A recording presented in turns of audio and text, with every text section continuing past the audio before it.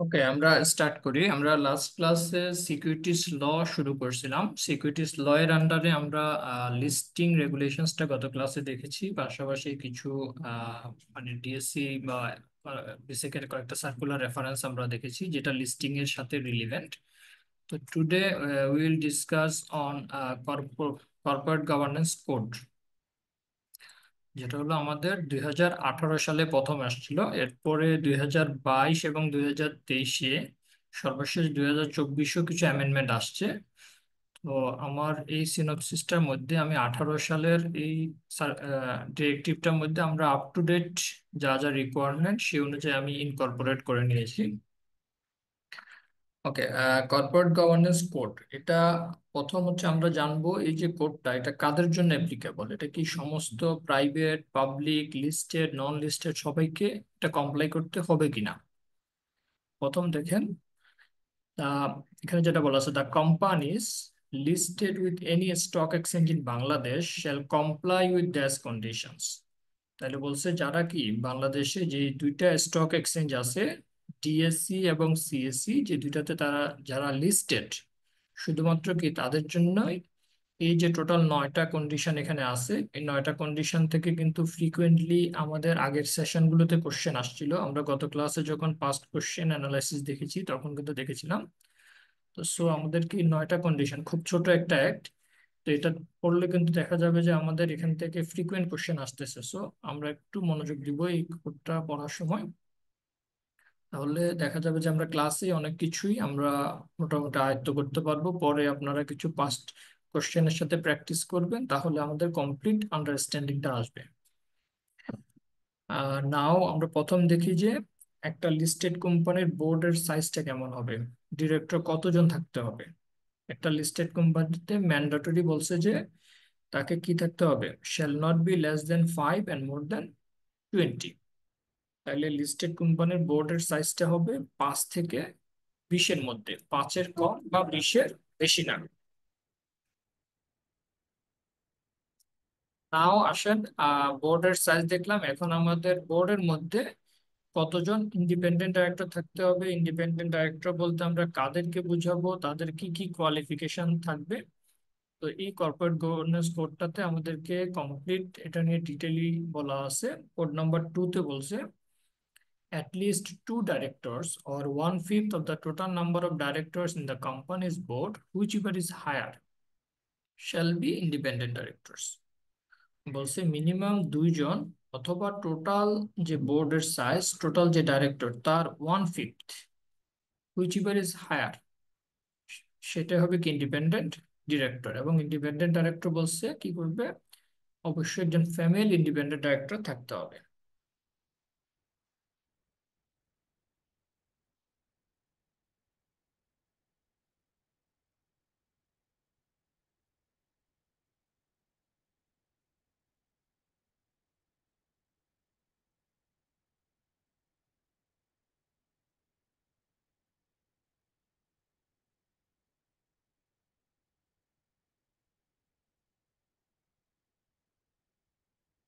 ঠিক আছে, বলছে মিনিমাম 2 অথবা টোটালের 1/5। নাও আসেন, একটা বোর্ডে যদি 10 জন ডিরেক্টর থাকে, যে আমার কোম্পানিতে 10 জন ডাইরেক্টর, তাহলে আমার ইন্ডিপেন্ডেন্ট ডাইরেক্টর কতজন থাকতে হবে। বলছে মিনিমাম 2 অথবা 1/5, তাহলে 10 জন হলে 1/5 করলে আমার কি 2 জন। তাহলে আমাদের 2 জন মিনিমাম ইন্ডিপেন্ডেন্ট ডাইরেক্টর থাকতে হবে। এখন আসেন 15 জন হলে কতজন হবে, মিনিমাম 2 অথবা 1/5, হুইচ ইজ হায়ার। তাহলে আমরা 1/5, 15 জনের 1/5 করলে আসতেছে 3, তাহলে আমাদের ইন্ডিপেন্ডেন্ট ডাইরেক্টর থাকতে হবে 3 জন। এরপর আসেন, any fraction shall be consider to the next integer or the whole number.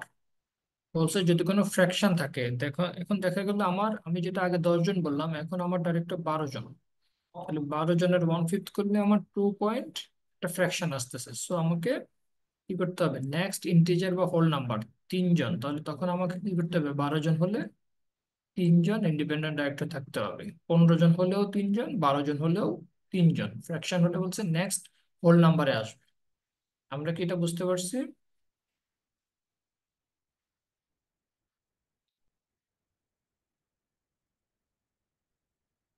আচ্ছা, নেক্সট হলো আমরা ইন্ডিপেন্ডেন্ট ডাইরেক্টর। আমরা কতজন থাকতে হবে দেখলাম। এখন ইন্ডিপেন্ডেন্ট ডাইরেক্টর বলতে আমরা কাদেরকে বোঝাবো? বলছে যে who either does not hold any share in the company or holds less than 1% share। বলছে যে কোনো শেয়ার হোল্ড করে না বা 1%-এর কম share hold.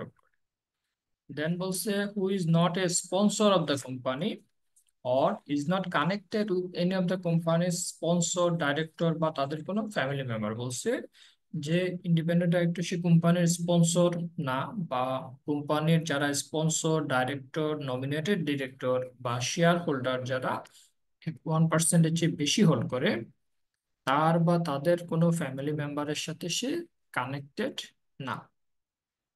who has not been an executive of the company in immediately preceding 2 years। বলছে preceding 2 years এ যে কোনো executive পজিশনে ছিল না। who does not have any other relationship। বলছে কোম্পানি বা তার কোনো সাবসিডি বা অ্যাসোসিয়েট কোম্পানির সাথে তার ফাইন্যান্সিয়াল বা আদার কোনো রিলেশনশিপ নাই। who is not a member of track holder or any stock। বলছে স্টক এক্সচেঞ্জের মেম্বার বা ট্র্যাক হোল্ডার না, বা বলছে যে কোম্পানির কোন স্ট্যাটুটরি বলেন, স্পেশাল বা কমপ্লায়েন্স অডিটর বলেন, তাদের কোনো এক্সিকিউটিভ হিসেবে যে প্রিসিডিং 3 ইয়ার্স এ ছিল না।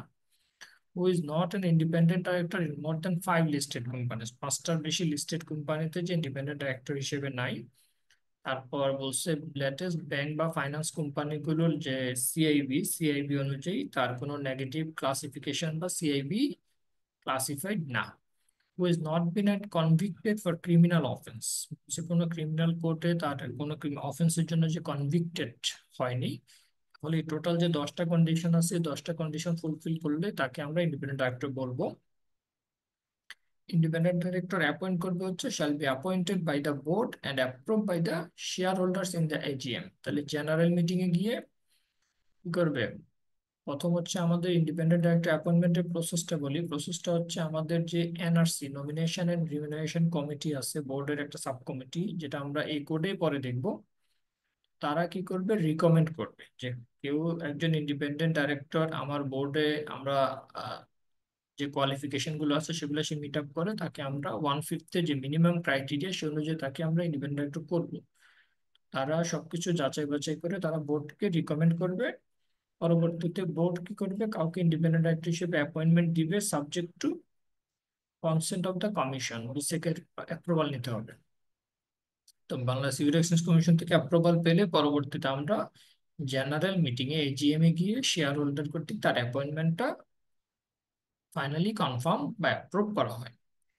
না, post of the independent director বলছে 90 ডেজ এর বেশি ভ্যাকেন্ট রাখা যাবে না। দ্য টেনর অফ অফিস, তাহলে ইন্ডিপেন্ডেন্ট ডাইরেক্টরকে আপনি এট এ টাইম বোর্ড যখন অ্যাপয়েন্ট করবে, মানে 3 বছরের জন্য অ্যাপয়েন্টমেন্ট দিতে পারবে এবং মে এক্সটেন্ড। তাহলে এক টেনর পর্যন্ত, টোটাল 6 বছর পর্যন্ত আপনি কাউকে যদি ইন্ডিপেন্ডেন্ট ডাইরেক্টর হিসেবে অ্যাপয়েন্টমেন্ট দেন, সে কি করতে পারবে? টোটাল 6 বছরে আপনার বোর্ডে কন্টিনিউয়াসলি থাকতে পারবে। এরপর বলছে provided a former independent director may be reappointed after a time gap. বলছে আগের কোনো ইন্ডিপেন্ডেন্ট ডাইরেক্টর যাকে, তাকে যদি আপনি আবার ফার্দার রিঅ্যাপয়েন্টমেন্ট করতে চান, অবশ্যই কি করতে হবে? একটা টাইম গ্যাপ, 3 বছরের একটা টাইম গ্যাপ দিতে হবে। 3 বছর পরে তাকে আমরা ফার্দার আবার রিঅ্যাপয়েন্ট করতে পারবো। এবার আসেন, একজন ইন্ডিপেন্ডেন্ট ডিরেক্টর হতে গেলে তার কি কি কোয়ালিফিকেশন লাগে। সেকেন্ড বি পয়েন্টে দেখেন যে বলছে independent director shall have following qualifications: business leader who is or was A promoter or director of N unlisted company having minimum paid up capital of টাকা 10 লাখ। বলছে কোনো নন লিস্টেড কোম্পানি তার কোনো প্রমোটার, ডাইরেক্টর, তাদেরকে কি করা যাবে? ইন্ডিপেন্ডেন্ট ডাইরেক্টর করা যাবে। কন্ডিশন হচ্ছে তার paid up, minimum paid up capital হতে হবে 10 কোটি টাকা বা তার বেশি। ঠিক আছে? তো এখানে লিস্টেড কোম্পানি হলে তো আর 10 কোটির রিকোয়ারমেন্ট নাই, কারণ লিস্টেড হতে গেলে মিনিমাম 30 কোটি টাকা আপনার পেইড আপ ক্যাপিটাল রিকোয়ারমেন্ট একটা আছে। সো যারা নন লিস্টেড যে কোম্পানিগুলো আছে, নন যারা লিস্টেড বলতে কি প্রাইভেট লিমিটেড কোম্পানি পড়বে এর মধ্যে? হ্যাঁ, লিস্টেড প্রাইভেট লিস্টেড কোম্পানি কোনো ডাইরেক্টর, প্রমোটার তাদেরকে আপনি ইন্ডিপেন্ডেন্ট ডাইরেক্টর করতে পারবেন। ঠিক বলতেছি আছে? প্রাইভেট লিমিটেড কোম্পানি যেটা, সেটাও কি এর মধ্যে পড়বে? হ্যাঁ, মানে আমার হচ্ছে মিনিমাম তার কিন্তু কন্ডিশন হচ্ছে 10 কোটি টাকা পেড আপ ক্যাপিটাল হতে হবে, পাবলিক লিমিটেড কোম্পানি, বাট 10 কোটি টাকা পেড আপ ক্যাপিটাল হতে হবে তার। ঠিক আছে, তাহলে তার কি করতে পারবো, যারা প্রমোটার ছিল ওই কোম্পানি ফরমেশনের সময়, বা তারা এখন যারা বোর্ডে ডাইরেক্টর হিসেবে আছে বা লিডার হিসেবে আছে। আবার তার একটা ইন্টারেস্টিং দেখেন সেকেন্ড পয়েন্ট বলছে টপ লেভেল এক্সিকিউটিভ।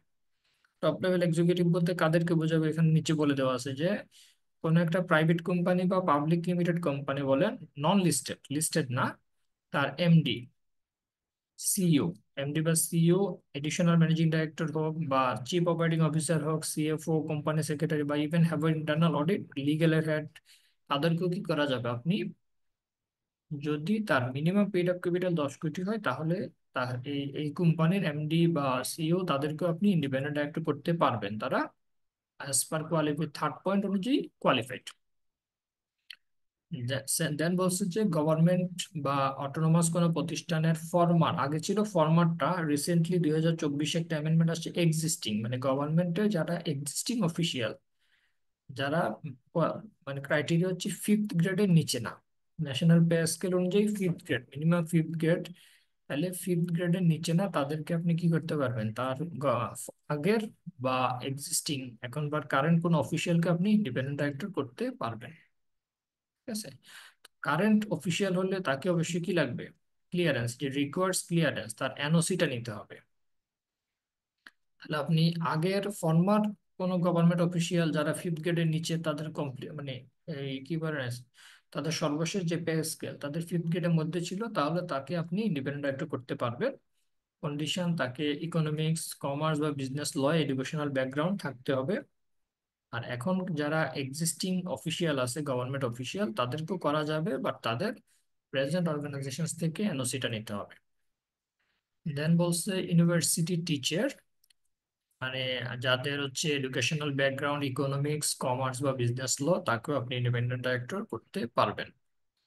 তারপর হচ্ছে আপনার প্রফেশনাল, আপনারা যারা qualified as a chartered accountant, cost and management accountant বা সিএফএ, বা সার্টিফাইড পাবলিক অ্যাকাউন্টেন্ট সিপিএ, তাদেরকেও কি করা যাবে, ইন্ডিপেন্ডেন্ট ডাইরেক্টর করা যাবে। যে কোনো লিস্টেড কোম্পানি চাইলে আপনাদেরকেও কি করতে পারে, আপনাদের যদি অ্যাটলিস্ট 10 ইয়ার্স বিজনেস এক্সপিরিয়েন্স থাকে, তাহলে তারা ইন্ডিপেন্ডেন্ট ডাইরেক্টর হিসাবে তাদের বোর্ডে অ্যাপয়েন্ট করতে পারবে।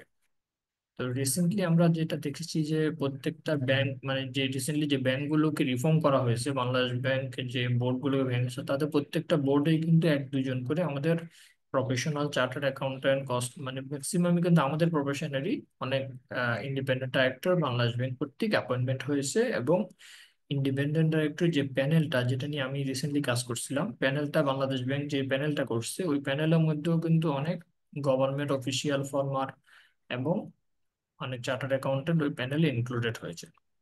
আচ্ছা, একটা বিষয় জানার জন্য জিজ্ঞেস করি আপনাকে, সেটা হলো আমি যতটুকু জানি সম্ভবত 80,000 টাকা একটা রিমিউনারেশন একটা ব্যাপার ছিল বাংলাদেশ ব্যাংক কর্তৃক সার্কুলার ছিল। এটা কি এখন ভ্যালিড না বাকি? বাকি এই যে যারা ইন্ডিপেন্ডেন্ট ডিরেক্টর 80,000 টাকা বা এরকম 95,000 কিরকম একটা মাসে একটা ভাতা পাবে তারা? আরে এনে পারভেজ সাহেবের এনে কিছু গাফিলতি আছে, বুঝছেন? উনি এগুলো বুঝতে চান। আচ্ছা, ওকে, বুঝতে পারছি। আপনারা যারা বাকিটা মিউট করে রাখেন, যারা কোশ্চেন করবেন তারা, আমি আলাদা করে কোশ্চেনের পরে একটা সেশন দিব, তবুও আমি আপনার কোশ্চেনটা নিচ্ছি। তো এটা ছিল হচ্ছে আসলে আপনি 80,000 না, ম্যাক্সিমাম 50,000, বাংলাদেশ ব্যাংকের যে সার্কুলারটা আছে, ডিএফআইএম সার্কুলারটা, আমরা যখন ব্যাংকিং এ করছিলাম তখন কিন্তু আমি মেইল করছিলাম আপনাদেরকে। তো এখানে বলা ছিল যে আপনি ইন্ডিপেন্ডেন্ট ডিরেক্টর করলে হচ্ছে তারা অ্যাটেন্ডেন্স ফি তো পায়, অ্যাটেন্ডেন্স ফি হচ্ছে ম্যাক্সিমাম 10,000। ঠিক আছে, ব্যাংক বা ফাইন্যান্স কোম্পানিতে ম্যাক্সিমাম 10,000 হচ্ছে আপনার বোর্ড মিটিং অ্যাটেন্ডেন্স ফি পায়। এর বাইরে মান্থলি তাদেরকে, যেহেতু তারা শেয়ার হোল্ডার ডাইরেক্টর না, মানে শেয়ার হোল্ডার বা আদার যারা, তারা তো ডিভিডেন্ড পাচ্ছে, বাট ইন্ডিপেন্ডেন্ট ডাইরেক্টররা তো কি, তারা বোর্ড মিটিং এ আসলে তাদের যে ইফোর্ট, তারা যে কোম্পানিতে যে ইফোর্টটা দিচ্ছে, তারা তো এরকম ডিভিডেন্ড বা আদার কোনো বেনিফিট পাবে না। তারা শুধুমাত্র, তাদের জন্য করা হয়েছে মান্থলি একটা remuneration, salary monthly remuneration 50,000 maximum, মানে ফাইন্যান্স কোম্পানির ক্যাপাসিটি অনুযায়ী সে ম্যাক্সিমাম 50,000 পর্যন্ত দিতে পারবে, এরকম একটা সার্কুলার বাংলাদেশ ব্যাংক দিয়েছিল। আচ্ছা, আমরা বেনিফিটটা দেখলাম, এখন আসেন duality of chairperson of the board of directors or MD. তো বলছে একটা লিস্টেড কোম্পানির চেয়ারপারসন, আমরা অনেক সময় দেখি একটা প্রাইভেট কোম্পানি থেকে চেয়ারম্যান এবং এমডি কিন্তু সেম ব্যক্তি থাকে, বাট এখানে বলছে একটা লিস্টেড কোম্পানিতে আপনি চেয়ারপারসন এবং MD shall be filled by different individuals, এবং তারা shall not hold same position in any other listed company, এবং চেয়ারপারসন হবে একজন নন এক্সিকিউটিভ ডাইরেক্টর। ঠিক আছে।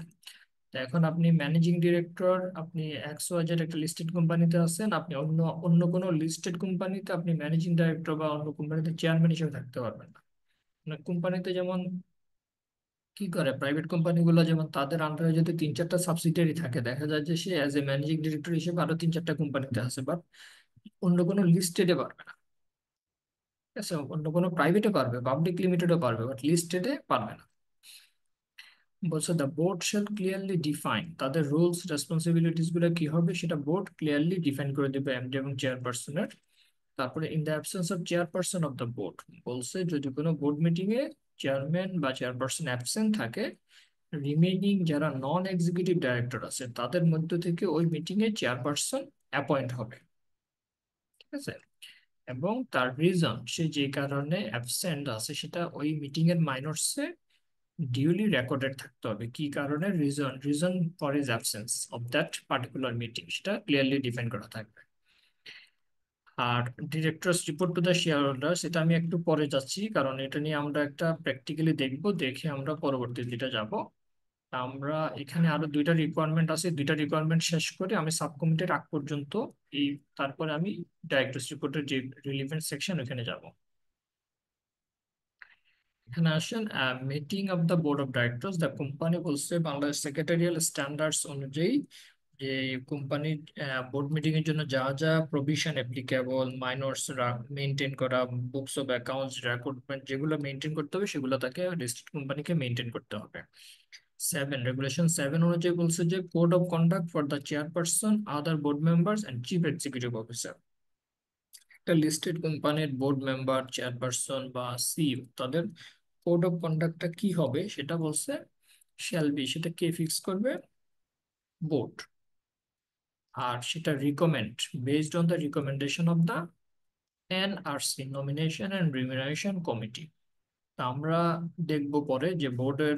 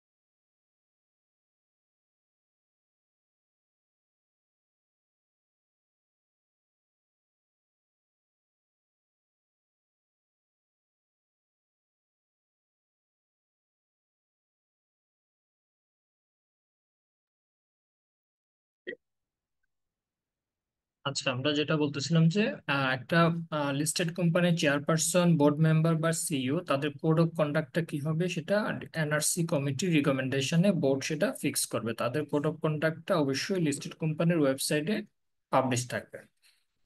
আর যেটা NRC এবং অডিট কমিটি দুইটার টর, মানে কি তাদের কনস্টিটিউশনসটা কি হবে, তাদের কমিটিতে কে কে থাকবে, এক্সিকিউটিভ, নন এক্সিকিউটিভ, ইন্ডিপেন্ডেন্ট ডাইরেক্টর, যে কম্বিনেশনসটা, তাদের রুলস, তাদের কি কি অ্যাক্টিভিটিস গুলা, সেগুলো আমরা এই কোডে পরবর্তীতে আমাদের কিছু রেগুলেশন আছে আমরা দেখবো সেখানে। এবার আসেন governance of the board of directors of subsidiary company. বলছে একটা লিস্টেড কোম্পানির আন্ডারে যে সমস্ত সাবসিডিয়ারি কোম্পানি থাকবে তাদের জন্য হচ্ছে এই যে রেগুলেশন 2 এটা অ্যাপ্লিকেবল। এটা নিয়ে কিন্তু একটা সেশনে কোশ্চেনও আসছিল যে সাবসিডিয়ারি কোম্পানির ক্ষেত্রে। তো প্রথম দুইয়ের সাব সেকশন ওয়ান এতে যেটা বলছে, provisions relating to the composition of the board of the holding company shall be made applicable to the composition of the board of the subsidiary company. বলছে প্যারেন্ট কোম্পানির জন্য যে যে সমস্ত প্রভিশন গুলো অ্যাপ্লিকেবল সেটা সাবসিডিয়ারি কোম্পানির জন্য অ্যাপ্লিকেবল হবে। তাহলে এখানে দেখা গেল যে আমাদের যে ইন্ডিপেন্ডেন্ট ডাইরেক্টর যে কম্বিনেশন বা আদার যে প্রভিশন গুলো আছে সেগুলো সাবসিডিয়ারি কোম্পানির জন্য কিন্তু অ্যাপ্লিকেবল। অ্যাটলিস্ট সাবসিডিয়ারি কোম্পানি যদি না হয়, লিস্টেড না হয়, সাবসিডিয়ারি কোম্পানি তাও অ্যাপ্লাইবল হবে। হ্যাঁ, এই যে দেখেন এখানে বলছে কি প্রভিশন রিলেটেড, আমরা তো এটা পড়তেছি ওইটা নিয়ে যে আমার প্যারেন্ট কোম্পানির আন্ডারে যে সমস্ত সাবসিডিয়ারি আছে, আমার প্যারেন্ট কোম্পানি লিস্টেড, ঠিক আছে, তাদের আন্ডারে যে সমস্ত সাবসিডিয়ারি গুলো আছে তাদের জন্য হচ্ছে এই প্রভিশন গুলো। অ্যাটলিস্ট ওয়ান ইন্ডিপেন্ডেন্ট ডাইরেক্টর, তাহলে প্যারেন্ট কোম্পানি বা হোল্ডিং কোম্পানির যারা লিস্টেড, ধরলাম আমি XYZ, আমি একটা লিস্টেড কোম্পানি, আমার যে কোনো একজন ইন্ডিপেন্ডেন্ট ডাইরেক্টর, ওই যে শুরুতে যেটা বললাম আমার 1/5 টোটাল বোর্ডের 1/5 ইন্ডিপেন্ডেন্ট ডাইরেক্টর থাকতেছে।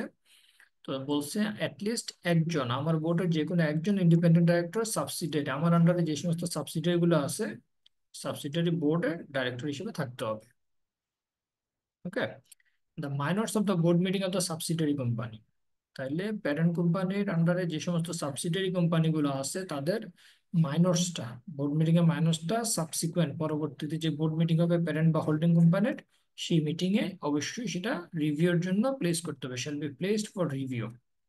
তাহলে আমার দেখা গেল জানুয়ারি ফেব্রুয়ারি মার্চ, আমি মার্চ কোয়ার্টার একটা বোর্ড মিটিং করলাম এপ্রিল মাসের 20 তারিখে। আমার সাবসিডিয়ারি কোম্পানি যে বোর্ড মিটিংটা এই মাসে হলো বা তার ইমিডিয়েট যেটা হলো সেগুলো পরবর্তী হোল্ডিং কোম্পানি মিটিং এ দেখাতে হবে।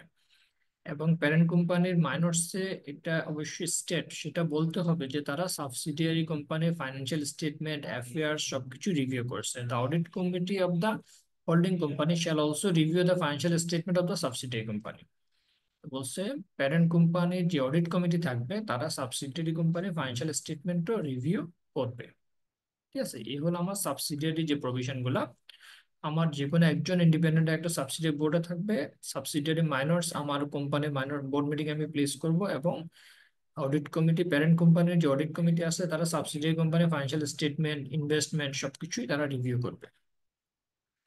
রেগুলেশন 3 হচ্ছে ম্যানেজিং ডিরেক্টর মানে এখানে হচ্ছে ডুয়ালিটি নিয়ে, যে অনেক অনেক পজিশন আমরা দেখি যে কেউ CFO বা কোম্পানি সেক্রেটারি হিসেবে আছে, বা হেড অফ ইন্টারনাল অডিট এবং কোম্পানি সেক্রেটারি হিসেবে আছে। তো এখানে যে ডুয়ালিটির ক্ষেত্রে থার্ড যে পয়েন্ট, এখানে কিছু রেস্ট্রিকশন আছে ফর লিস্টেড কোম্পানির জন্য, অ্যাপ্লিকেবল ফর লিস্টেড কোম্পানি। বলছে দ্য বোর্ড শ্যাল অ্যাপয়েন্ট, তাহলে managing director, CEO, company secretary, CFO বা head of internal audit, HR পলিসিতে যাই বলা থাকুক না কেন, ওই কোম্পানির ইন্ডিভিজুয়াল সার্ভিস পলিসিতে যা বলা থাকুক না কেন, লিস্টেড কোম্পানির এই 4-5টা পজিশন কি করবে, অবশ্যই তাদের অ্যাপ্রুভাল যে কমিটি থাকে, মানে অ্যাপয়েন্টমেন্ট যে কমিটি থাকে আমাদের, যদি কোনো এমপ্লয় হায়ারিং এর ক্ষেত্রে অবশ্যই এখানে তাদের অথরিটি হচ্ছে বোর্ড। এবং শ্যাল বি বলছে এই পজিশন গুলো shall be filled by different individual, same ব্যক্তি হতে পারবে না, অবশ্যই এগুলো এমডি এমডি বা CEO, তারপর company secretary, CFO, head of internal audit অবশ্যই ডিফারেন্ট হতে হবে, shall be filled by different ব্যক্তি হতে হবে। এখানে আরেকটা কন্ডিশন রিসেন্টলি যে চেঞ্জেসটা ইমপ্লিমেন্ট করছে যে CFO, শুধুমাত্র CFO এবং কোম্পানি সেক্রেটারি, বলা আছে যে provided that CFO or CS of any listed company may be appointed, করা যাবে the same position of any other listed or non-listed company under the same group। তাহলে দেখা গেল আমার গ্রুপের আন্ডারে কি করা যাবে, অন্য কোনো কনসার্নে আমি চাইলে কি করতে পারবো, আমার CFO এবং কোম্পানি সেক্রেটারিকে সেম পজিশন তারা হোল্ড করতে পারবে ফর দা তাদের কস্ট রিডাকশনের জন্য অথবা টেকনিক্যাল এক্সপার্টাইজ, তাদের এক্সপার্টাইজটা ইউজ করার জন্য। বাট আমাকে অবশ্যই বিসেক থেকে প্রায়র অ্যাপ্রুভাল বা কনসেন্ট নিতে হবে। এখানে শুধুমাত্র CFO এবং কোম্পানি সেক্রেটারির কথা বলা আছে, আপনার head of internal audit, MD এবং ম্যানেজিং ডিরেক্টর বা CEO কিন্তু সে কি করতে পারবে না, বলছে যে সে সেম গ্রুপের আন্ডারে শুধু আপনি CFO ডুয়াল রোল করতে পারবে না, ডুয়াল রোলের ক্ষেত্রে শুধুমাত্র CFO কোম্পানি সেক্রেটারি তারা করতে পারবে, বাট বিসেকের প্রায়োর কনসেন্ট নিয়ে। প্রোভাইডেড ফার্দার দ্যাট তাদের যে রিমিউনারেশন এবং যে পারকুইজিট বেনিফিট গুলা শ্যাল বি শেয়ার্ড, ওই যে কোম্পানিগুলো অ্যাপোর্শনের কোম্পানিগুলোর মধ্যে অবশ্যই সেটা কি করতে হবে, শেয়ার বেসিসে তাদের রিমিউনারেশনসটা দিতে হবে। সিএফও, কোম্পানি সেক্রেটারি বা হেড অফ ইন্টারনাল অডিটের রুলস রেসপন্সিবিলিটিস এবং ডিউটিসটা কি হবে সেটা বোর্ড কি করবে, বোর্ড মিটিং এ কোনো আপনাকে ডিফাইন করে দিতে হবে। এবং তাদেরকে বলছে শ্যাল নট বি রিমুভড, তাদেরকে রিমুভ করা যাবে না। আপনাকে কি করতে হবে, বাংলাদেশ সিকিউরিটি এক্সচেঞ্জ কমিশন এবং স্টক এক্সচেঞ্জে আপনাকে ডিজিমিনেট করতে হবে, নোটিফাই করতে হবে যে তাদেরকে যদি রিমুভ করতে হয় বোর্ডের অ্যাপ্রুভাল লাগবে, এবং বোর্ডের অ্যাপ্রুভালের পরে আপনি বিসেক এবং সিকিউরিটি এক্সচেঞ্জ গুলোতে আপনাকে নোটিফাই করতে হবে। দেন বলছে requirements to attend the board of directors meeting. MD বা সিএফও বলছে হেড অফ ইন্টারনাল অডিট তারা কি করতে পারবে, লিস্টেড কোম্পানি বোর্ড মিটিং এ থাকতে পারবে। সিএফও, কোম্পানি সেক্রেটারি বলছে তাদের যদি কোনো ইস্যুস থাকে যেটা তাদের রিলেটিং টু পার্সোনাল ম্যাটার্স, দেখা গেল এখানে সিএফও কে প্রমোশন দিবে বা head of internal audit K promotion দিবে, এই এজেন্ডা আইটেমের সময় তারা থাকতে পারবে না, আদারওয়াইজ তারা shall attend, board meeting a present থাকবে। রেগুলেশন 3 যেটা বলছে যে এমডি এবং সিইও বোর্ডকে সার্টিফাই করবে, shall certify to the board, বোর্ডকে সার্টিফাই করবে যে their statement do not contain any materially untrue statement or omit material fact or contain a statement that might be misleading। বলছে যে ফাইন্যান্সিয়াল সে, আমরা কিন্তু লিস্টেড কোম্পানির ওয়েবসাইটে আমরা দেখি, মানে অনেক সময় অ্যানুয়াল রিপোর্ট যারা রিভিউ করছেন তারা দেখবেন যে এমডি এবং সিইও বোর্ডকে একটা ডিক্লারেশন দেয়, এখানে কিন্তু ওই ডিক্লারেশনের কথাটাই বলা আছে। তারা বোর্ডকে সার্টিফাই করবে যে financial statement do not contain any material state, মানে কোনো আনট্রু ম্যাটেরিয়াল, কোনো আনট্রু ফ্যাক্ট অমিট করা হয়নি, বাদ দেওয়া হয়নি। ফাইন্যান্সিয়াল স্টেটমেন্ট কোম্পানির অবস্থা সম্পর্কে true and fair view present করতেছে এবং সমস্ত অ্যাপ্লিকেবল লজ, অ্যাকাউন্টিং স্ট্যান্ডার্ডস তার জন্য অ্যাপ্লিকেবল, সেগুলো সে কমপ্লাই করেই এই ফাইন্যান্সিয়াল স্টেটমেন্টটা প্রিপেয়ার করা হয়েছে। বলছে MD and CFO shall also certify যে কোনো ফ্রডুলেন্ট বা ইলিগেল কোনো কোড অফ কন্ডাক্ট ভাইলেট করে এমন কোনো ট্রানজেকশন এই পিরিয়ডে হয়নি, তাদের ডিক্লারেশনসটা shall be disclosed in the annual report. আমরা অ্যানুয়াল রিপোর্টে দেখাবো যে তারা এই যে ডিক্লারেশনসটা সেটা কি করতে হয়, অ্যানুয়াল রিপোর্টে পাবলিশ করতে হয়। এখন আসেন আমরা একটা, যেটা আগে স্কিপ করে গিয়েছিলাম, যে directors report to the share holders, এখানে অনেকগুলো প্রায় 2 পেজ 3 পেজের অনেকগুলো পয়েন্ট বলা আছে। আমরা এই যে পয়েন্টগুলো এগুলো পড়লে আমরা কিন্তু মনে রাখতে পারবো না। আমরা আপনাদের সুবিধার জন্য আমরা একটা স্যাম্পল দেখি যে একটা লিস্টেড কোম্পানির ডাইরেক্টরস রিপোর্ট তারা কি কি বিষয় ডাইরেক্টরস রিপোর্টে লিখে বা কি কি বিষয় ডাইরেক্টরস রিপোর্টে থাকতে হয়, আমরা ফরম্যাট দেখে দেন আমরা এই পয়েন্টগুলো নিয়ে ডিটেইলি কথা বলবো। দেখেন আমরা জাস্ট একটা স্যাম্পল হিসেবে দেখি যে ডাইরেক্টরস রিপোর্টে কি কি বিষয় থাকে। তো এখানে এটা হচ্ছে একটা পাওয়ার বা ইলেকট্রিসিটি জেনারেশন কোম্পানির অ্যানুয়াল রিপোর্ট। অ্যানুয়াল রিপোর্টে তারা যেই সেক্টরে তারা অপারেট করে, তাদের অপারেশন সেই সেক্টরের একটা ওভারভিউ তারা প্রথমে এটা একটা রিপোর্টে দিয়ে থাকে যে আমার এই সেক্টরটা কোন দিকে যাচ্ছে, প্রেজেন্ট অবস্থা কি।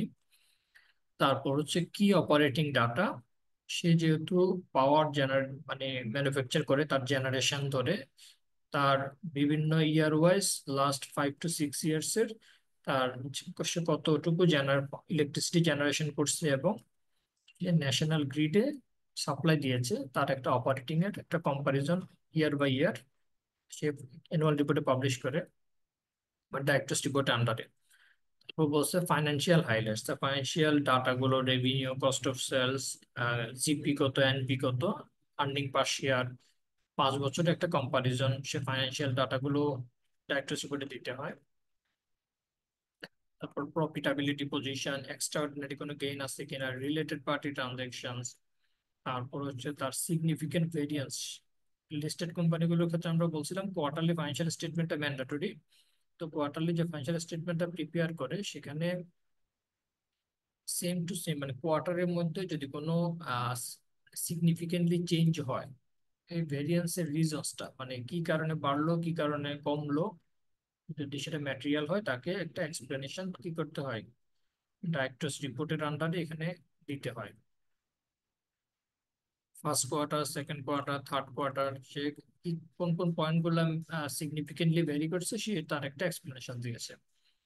এরপর হচ্ছে আপনার ইয়ারলি স্ট্যাটিউটরি অডিটর, সে যখন অডিট রিপোর্টে তার কোনো নেগেটিভ অবজারভেশন দিয়ে থাকে বা ইম্পাসাইজ অফ ম্যাটার অথবা আপনার কোয়ালিফাইড কোনো অপিনিয়ন যদি দিয়ে থাকে, তার উপরে কোম্পানির ম্যানেজমেন্ট থেকে তাকে একটা এক্সপ্লেনেশন অ্যানুয়াল রিপোর্টে ডিসক্লোজ করতে হয়।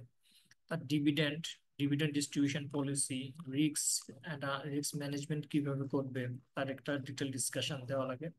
তারপর ডিরেক্টর ইলেকশন এন্ড রিঅ্যাপয়েন্টমেন্ট, তারপর মিটিং, কতগুলো মিটিং হলো, মিটিং অনুযায়ী তার ডিরেক্টরদের অ্যাটেন্ডেন্স, রুলস এন্ড রেসপন্সিবিলিটি, যেটা বলছি আপনাকে ভোট করতে ক্লিয়ারলি ডিফাইন করা থাকতে হয়।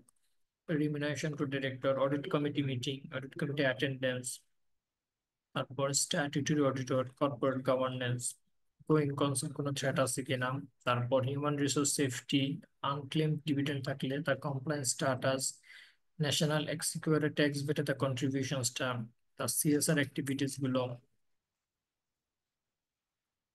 দেন অডিট কমিটি রিপোর্ট, তারপর nomination and remuneration committee, NRC committee যেটা আছে এনআরসি রুলস নিয়ে, রেসপন্সিবিলিটিস নিয়ে, তারপরে এই যে সিএফও সিও যে ডিক্লারেশনসটা বলছিলাম, এমডি এবং সিএফও ডিক্লারেশন দিয়ে থাকে যে যে ফাইন্যান্সিয়াল স্টেটমেন্ট আমরা যেগুলো পড়ছি, যে কোনো আনট্রু স্টেটমেন্ট নাই বা অ্যাপ্লিকেবল আমার জন্য অ্যাকাউন্টিং স্ট্যান্ডার্ড এক্সিস্টিং রুলস ল মেনেই আমি ফাইন্যান্সিয়াল স্টেটমেন্ট প্রিপেয়ার করছি, একটা ডিক্লারেশন দিয়ে থাকে। তারপর আমরা যে কর্পোরেট গভর্নেন্স কোডটা পড়ছি তার উপরে একজন কমপ্লায়েন্স অডিটর সার্টিফিকেশন দিয়ে থাকে প্রত্যেকটা কোড ধরে ধরে। এই যে যেমন আমরা প্রথম পড়ছিলাম 20 জন, 5 থেকে 20 জন ডাইরেক্টর থাকবে, সে এই কোম্পানি কমপ্লাই করছে কি কমপ্লাই করে নাই তার একটা ডিটেল প্রত্যেকটারই চেকলিস্ট এবং তার সার্টিফিকেশনটা থাকে।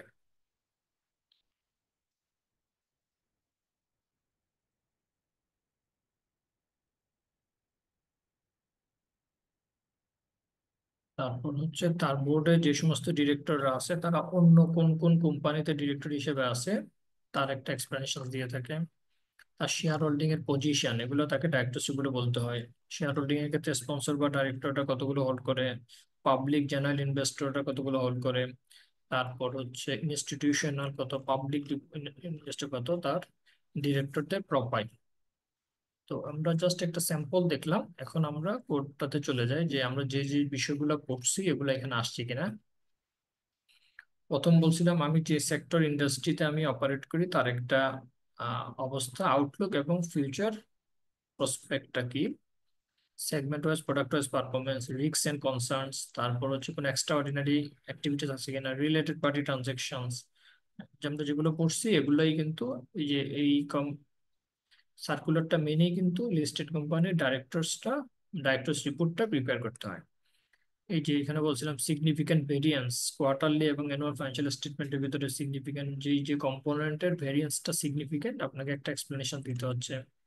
রিমিনারেশন, তারপর আপনি একটা ডিক্লারেশন দিবেন যে ফাইন্যান্সিয়াল স্টেটমেন্ট আপনি ট্রু এন্ড ফেয়ার ভিউতে প্রেজেন্ট করছি, আমরা দেখছি না, আইএফআরএস আইস মেনে আমি করছি, আমার internal control sound audit committee রিপোর্টের মধ্যে দেখেছি।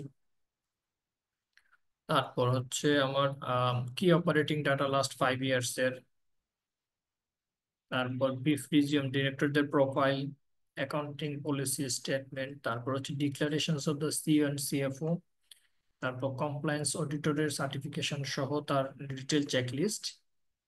এই রিপোর্টগুলো আমাকে ডাইরেক্টরস রিপোর্টে ইনক্লুড করতে হবে।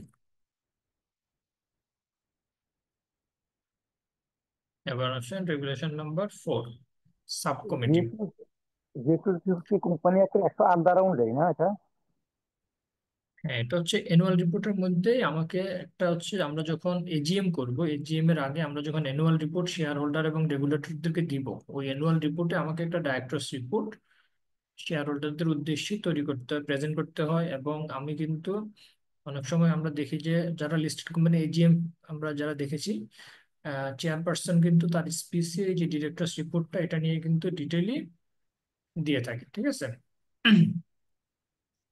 বলতেছি মানে আমার বলা অর্থ ছিল যে যেহেতু রিপোর্ট দেওয়াটা কি বাধ্যতামূলক, আর যদি বাধ্যতামূলক হয় এটা কি কোম্পানি অ্যাক্টের কোন হুম ধারায় হুম, মানে সম্ভবত আছে একটা আছে, আট হ্যাঁ ধারায় আছে। এসেছে। হ্যাঁ হ্যাঁ, কোম্পানি সেক্টর অনুযায়ী কিন্তু দিতে হয় ডাইরেক্টরদেরকে। আবার হচ্ছে আমাকে সিকিউরিটিজ লিস্টেড কোম্পানির জন্য এই যে আমরা রেগুলেশন যেটা বললাম এটা আন্ডারে তো আমাকে দিতেই বলছে। ঠিক আছে, ডাইরেক্টরশিপ বোর্ডকে প্রত্যেক বছর আপনাকে এই এজিএম এ আপনাকে কি করতে হয়, এজিএম এর আগে শেয়ার হোল্ডারদের জন্য এই ডাইরেক্টরশিপটা মানে আমার কোম্পানির এখন প্রেজেন্ট অবস্থা এবং আমি ফিউচারে কি কি প্রসপেক্ট, আমি কি কি প্রজেক্টে যাব, বা আমার শেয়ার হোল্ডারদের রিটার্ন দেওয়ার জন্য কি কি আমার প্ল্যান আছে, সেই বিষয়গুলো কিন্তু আমাকে এই ডাইরেক্টরশিপে ডিটেলি বলতে হয়। এই যে আমরা যেগুলো বললাম এগুলো কিন্তু ম্যান্ডাটরি। এই রিকোয়ারমেন্ট এখানে বলে দিয়েছে যে এই বিষয়গুলো আমাকে ডাইরেক্টরশিপে রাখতে হবে। সো আমরা এইভাবেই ডাইরেক্টরশিপটা প্রিপেয়ার করতেছি, প্রিপেয়ার করে এটা কিন্তু কোম্পানি একটা ম্যান্ডাটরি করা আছে। এটা সেকশন রিলিভেন্ট সেকশনটা 18, মানে সেকশন 18টা আপনারা একটু ভালোভাবে দেখেন। 18 এর আন্ডারে যে শিডিউল 1টা আছে এটা এখানে পাইতে পারেন।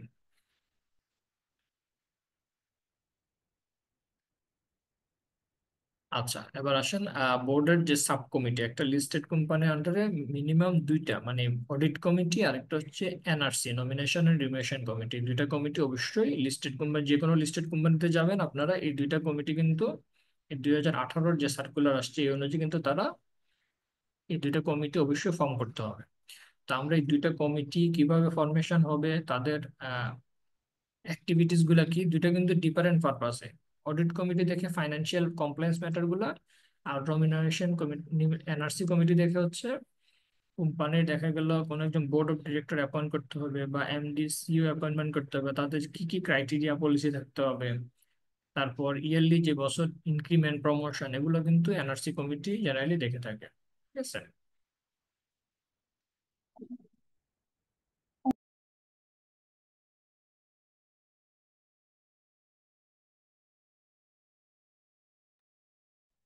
এনআরসি যে কাজ করবে, এনআরসি যে বিষয়গুলা আহ, করে এইগুলা মানে তার কার্যবিধি কিরকম কোথাও আছে যে এনআরসি কি কি ফাংশন করবে, সমস্ত স্কোপ লিমিটেশন কি আছে, এরকম কিছু আছে কি তো?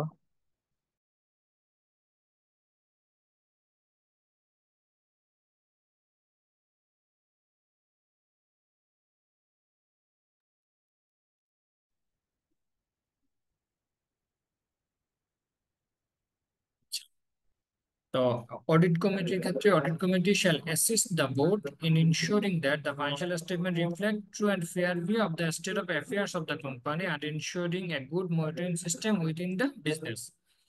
অডিট কমিটি বোর্ডকে অ্যাসিস্ট করবে যে গুড মনিটরিং সিস্টেম আছে এবং ফাইন্যান্স ইনশোর করবে financial statement true and fair ভিউতে প্রেজেন্ট করছে। অডিট কমিটির কম্পোজিশনসটা হবে 3 জনের। বোর্ডের যে নন এক্সিকিউটিভ ডাইরেক্টর আছে তাদের মধ্যে থেকে অডিট কমিটির মেম্বার অ্যাপয়েন্ট করা হবে এবং অডিট কমিটির চেয়ারপারসন হবে shall be the independent director. আমাদের অডিট কমিটি এবং এনআরসি দুইটারই কিন্তু চেয়ারপারসন হবে অবশ্যই ইন্ডিপেন্ডেন্ট ডাইরেক্টর।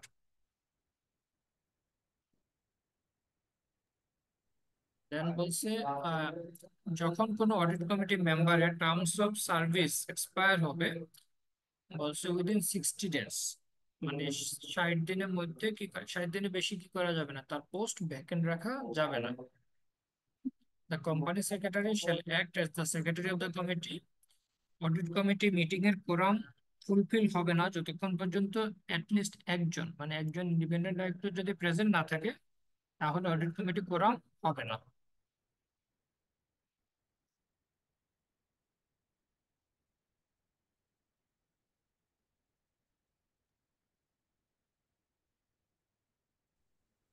যেটা অডিট আগে কমিটিতে বলছি, 3 জন নিয়ে ফরমেশন হয় না? 3 জনের মধ্যে তো একজন অ্যাটলিস্ট 3 জন। ইন্ডিভিজুয়াল ডিরেক্টর থাকতেই হবে। তাহলে 2 জন যদি মানে একজন নিয়ে আর বাকি 2 জন যদি বোর্ড বোর্ড মেম্বার হয় তাহলে তাহলে হয়ে যাবে না? মানে একজন ইন্ডিপেন্ডেন্ট ডিরেক্টর আর 2 জন হলো বোর্ড মেম্বার যারা হ্যাঁ ইন্ডিপেন্ডেন্ট হ্যাঁ ডিরেক্টর না, তাহলে হয়ে গেল। হ্যাঁ, তাহলে হয়ে যাবে। মানে আপনি অডিট কমিটির চেয়ারপারসন হবে ইন্ডিপেন্ডেন্ট ডাইরেক্টর, অবশ্যই চেয়ারম্যান, অডিট কমিটির যে চেয়ারম্যান হবে সে ইন্ডিপেন্ডেন্ট ডাইরেক্টর হবে, এবং আপনি অ্যাটলিস্ট 3 জন মেম্বার দিয়ে আপনার অডিট কমিটি কম্পোজিশনটা হয়ে যাবে। আর অডিট কমিটি যদি কোনো 3 জনের মেম্বারের মধ্যে আপনি কাউকে অ্যাপয়েন্ট করলেন, আপনি তো দেখা গেলো ইন্ডিপেন্ডেন্ট ডাইরেক্টরকে আপনি আজকে অ্যাপয়েন্ট করলেন 3 বছরের জন্য, আবার 3 বছর এক্সটেন্ড করলেন, তো বলছে যদি কোনো তার পোস্ট মানে সে যদি টেনর এক্সপায়ার করে 60 ডেজের বেশি তার পোস্ট ভ্যাকেন্ট রাখতে পারবেন না। ঠিক আছে, মানে আজকে তার এক্সপায়ার হলে 60 ডেজের মধ্যে নতুন একজন ইন্ডিপেন্ডেন্ট ডাইরেক্টর আপনাকে বোর্ডে অ্যাপ্রুভাল করাইয়া বিসিক থেকে প্রারো কাউন্সিল নিয়ে আপনাকে কিন্তু বোর্ড তাকে আবার অ্যাপয়েন্ট করাতে হবে। আসেন, চেয়ারপারসন বললাম, ইন্ডিপেন্ডেন্ট ডাইরেক্টর। আর মিটিং মিটিং হবে অ্যাটলিস্ট বছরে 4টা, যেটা আমাদের কোম্পানি সেক্টর সেকশন 96 এর রিকোয়ারমেন্ট। কোয়ার্টারলি একটা এবং বছরে 4টা অডিট কমিটি মিটিং হতে হবে। তারপর role of audit committee. Audit কমিটির তার অ্যাক্টিভিটিস বলছে সে কি করবে, oversee the financial reporting process. সে ফাইন্যান্সিয়াল রিপোর্টিং প্রসেসটা দেখবে, অ্যাকাউন্টিং পলিসি এবং প্রিন্সিপাল যেগুলো আছে সেগুলো ফলো করা হয় কিনা। তারপর ইন্টারনাল অডিট রিপোর্ট সে রিভিউ করবে। তার কোয়ার্টারলি, হাফ ইয়ারলি বা ইয়ারলি যে ফাইন্যান্সিয়াল স্টেটমেন্ট গুলো যেগুলো বোর্ডে যাওয়ার আগে অডিট কমিটি সেগুলো রিভিউ করবে। রিভিউ করে তারা বোর্ডকে, মানে আমরা জেনারেলি যেটা দেখি কি, এক্সটার্নাল অডিটর যখন অডিট রিপোর্ট দেয় তখন তারা কি করে, প্রথম অডিট কমিটিতে যায়। অডিট কমিটি তারা ওই ফাইন্যান্সিয়াল স্টেটমেন্টটা রিভিউ করে, তারা ম্যাটেরিয়াল কোনো তাদের কোনো অবজারভেশন থাকলে সেটা তারা বোর্ডকে রিপোর্ট করে। এরপরে কি হয়, এক্সটার্নাল অডিটর যে ম্যানেজমেন্ট রিপোর্ট দেয় ইয়ারলি, আমরা বছর অডিট শেষে যে এমএল বা ম্যানেজমেন্ট রিপোর্ট যেটা দেয় সেটাও কিন্তু মানে একটা মিটিং, মানে এটা কন্টিনিউয়াসলি কিন্তু কি করো, অডিট কমিটিতে প্লেস করা হয়। তার প্রোগ্রেসটা, তাদের অবজারভেশন ফাইন্ডিংস এর উপরে তাদের যেই প্রোগ্রেসটা, সেটা কিন্তু অডিট কমিটিতে, ইন্টারনাল অডিট ডিপার্টমেন্টের থ্রুতে কিন্তু কি হয়, বারবার এই জিনিসটা প্লেস করা হয়। আপনি ইন্টারনাল অডিটকে ইন্ডিভিজুয়াল একটা তাদের যে রিপোর্ট গুলো সেগুলো কিন্তু অডিট কমিটিতে দেয়, কারণ ইন্টারনাল হেড অফ ইন্টারনাল অডিটের রিপোর্টিং থাকে অডিট কমিটি চেয়ারপারসন। তারপর অ্যাকাউন্টিং পলিসি যেগুলো আছে সেগুলো কনসিস্টেন্টলি ফলো করতেছি কিনা, বা ইন দ্য মিন টাইম কোনো দেখা গেলো আগে আমি স্ট্রেট লাইন মেথডে করতাম, এখন ডিমিনিশিং ডিক্লাইনিং মেথডে করতেছি। আমি যদি কোনো পলিসির চেঞ্জেস করি সেটা আমাকে অডিট কমিটি রিকমেন্ড করে বোর্ডে অ্যাপ্রুভ হতে হয়। তারপর কোয়ার্টারলি ফাইন্যান্সিয়াল স্টেটমেন্ট, জানুয়ারি দেখা গেল আমার থার্ড কোয়ার্টার ফাইন্যান্সিয়াল স্টেটমেন্ট আমি বোর্ড অ্যাপ্রুভ করবে, তার আগে অডিট কমিটি মিটিং করে তারা কিন্তু বোর্ডকে রিকমেন্ড করে ওই ফাইন্যান্সিয়াল স্টেটমেন্টটা অ্যাপ্রুভ করার জন্য। তারপর reporting of the audit committee, তো যেটা বললাম অডিট কমিটি কার, যেহেতু বোর্ডের একটা সাব কমিটি, সে রিপোর্ট করে বোর্ডের কাছে। The audit committee shall immediately report to the board যে কোনো কনফ্লিক্ট অফ ইন্টারেস্ট আছে কিনা, বা কোনো ম্যাটেরিয়াল কোনো ফ্রড বা ইরেগুলারিটিস হয়েছে কিনা, কোনো রেগুলেটরি কোনো নন কমপ্লায়েন্স বা বা সিকিউরিটিস ভায়োলেট করে এমন কোনো অ্যাকারেন্স হলে অডিট কমিটি কি করবে, সেগুলো বোর্ডকে রিপোর্ট করবে। Reporting to the authorities. Authorities বলতে আমার যে regulatory authorities, Bangla civil exchange commission. দেখা গেল অডিট কমিটি যদি কোনো ইস্যুস নিয়ে সে যদি বোর্ডকে রিপোর্ট করে যেটা তার ফাইন্যান্সিয়াল কন্ডিশন বা অপারেশনের উপরে ম্যাটেরিয়াল ইম্প্যাক্ট ফেলতে পারে, সেক্ষেত্রে বলছে audit committee shall report such findings to the commission. ঠিক আছে, দেখা গেল আমি কোনো মেজর কোনো নন কমপ্লায়েন্স হয়েছে কোম্পানির মধ্যে, তো অডিট কমিটির অবজারভেশন বা ইন্টারনাল অডিটের থ্রুতে অবজারভেশনে যেটা অডিট কমিটির যদি অ্যাটেনশনে আসে, এবং এটার উপর যদি দেখা গেল যে ম্যাটেরিয়াল ইম্প্যাক্ট আমার প্রতিষ্ঠানের ফাইন্যান্সিয়াল কন্ডিশনের উপরে বা অপারেশনের উপরে ম্যাটেরিয়াল ইম্প্যাক্ট ফেলতে পারে, তাহলে সে কি করতে পারবে, সে তাকে বলছে অবশ্যই কি করতে হবে, বিসিক বাংলা সিভিল এক্সচেঞ্জ কমিশনকে তার এই ফাইন্ডিংস গুলো রিপোর্ট করতে হবে। দেন বলছে শেয়ার হোল্ডার এবং জেনারেল ইনভেস্টর। এজিএম এ জেনারেলি অডিট কমিটির যে চেয়ারপারসন উনি কিন্তু এজিএম এ প্রেজেন্স থাকে। তো কোম্পানির ফাইন্যান্সিয়াল ম্যাটার রিলেটেড যদি কোনো কোশ্চেন শেয়ার হোল্ডারদের থাকে সেটা কিন্তু অডিট কমিটির চেয়ারপারসন বা সিএফও ওনাদেরকে কিন্তু কোয়েরির আনসার গুলো দিতে হয়। তারপর আসেন nomination and remuneration committee, NRC. তাহলে অডিট কমিটির মতো একটা বোর্ডের সাব কমিটি হিসেবে একটা লিস্টেড কোম্পানিতে এনআরসি বা নমিনেশন কমিটি থাকতে হবে। NRC shall assist the board.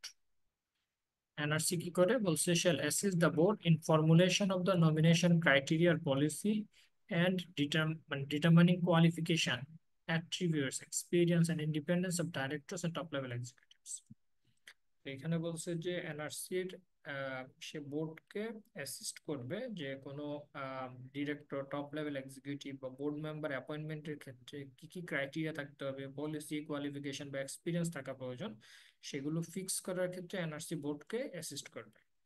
এনআরসির টরে কি কি থাকবে, তার কনস্টিটিউশনসটা, কতজন মেম্বার বিশিষ্ট হবে, তার রুলস, কি কি অ্যাক্টিভিটিস, কি কি কাজ করবে, মিটিং কতগুলো মিটিং করবে, সেটা তার ডিটেলসটা এনআরসি টরে থাকতে হবে। স্যার ভলিউম অনেক কমে গেছে স্যার, শুনতে সমস্যা হচ্ছে। আচ্ছা, আমি একটু বাড়িয়ে দিচ্ছি, আমার ল্যাপটপটা চেঞ্জ করছি তো, দ্যাটস এখন শোনা যাচ্ছে। জি স্যার, জি স্যার, এখন শোনা যাচ্ছে। ওকে ওকে, থ্যাংক ইউ। তো এনআরসির ক্ষেত্রে আমরা যেটা অডিট কমিটির ক্ষেত্রে দেখেছি, অডিট কমিটি যদি কোনো মেম্বারের টেনর এক্সপায়ার হয়, নতুন মেম্বার নেওয়ার যে ডিউরেশনটা অডিট কমিটিতে 60 ডেজ এর মধ্যে ভ্যাকেন্সিটা ফিল আপ করতে হতো। বাট এনআরসির ক্ষেত্রে বলা আছে 180 ডেজ, 180 ডেজ এর মধ্যে কি করতে হবে, তার পোস্ট ফিল আপ করতে হবে, একটু দেরি হবে।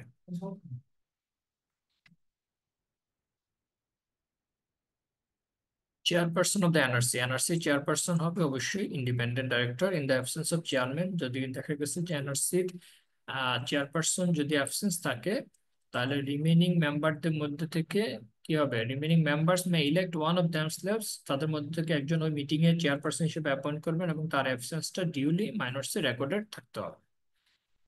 এনআরসির রুলসটা কি, রুলস, এনআরসি মিটিং কিন্তু বছরে অ্যাটলিস্ট একবার, once in a financial year, বছরে একবার এনআরসি মিটিং করতে হবে। এনআরসি রুলস এর ক্ষেত্রে আমি যেটা বলছিলাম যে 8 পয়েন্টটা দেখেন, identifying persons who are qualified to become directors and who may be appointed in top level executive position।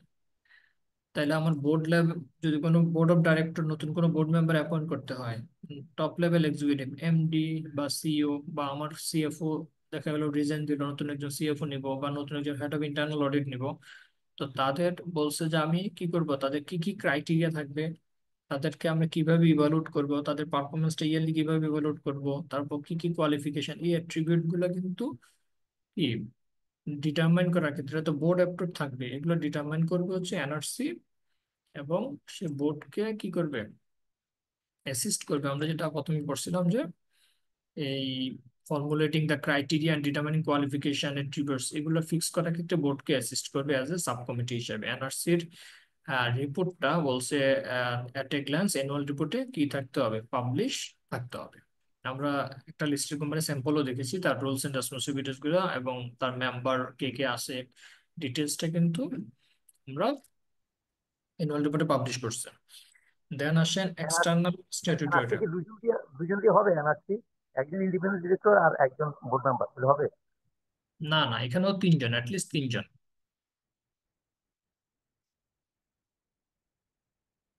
ঠিক আছে। এই যে দেখেন, এখানে বলছে at least 2 member of the committee shall be non executive directors, chairperson তো হবে কি ইন্ডিপেন্ডেন্ট ডাইরেক্টর, ঠিক আছে, এবং নন এক্সিকিউটিভ ডাইরেক্টর অ্যাটলিস্ট 2 জন থাকবে, এবং the committee shall comprise of at least 3 members, মানে অডিট কমিটির মতো এখানেও অ্যাটলিস্ট 3 জন থাকতে হবে ইনক্লুডিং অ্যান ইন্ডিপেন্ডেন্ট ডিরেক্টর।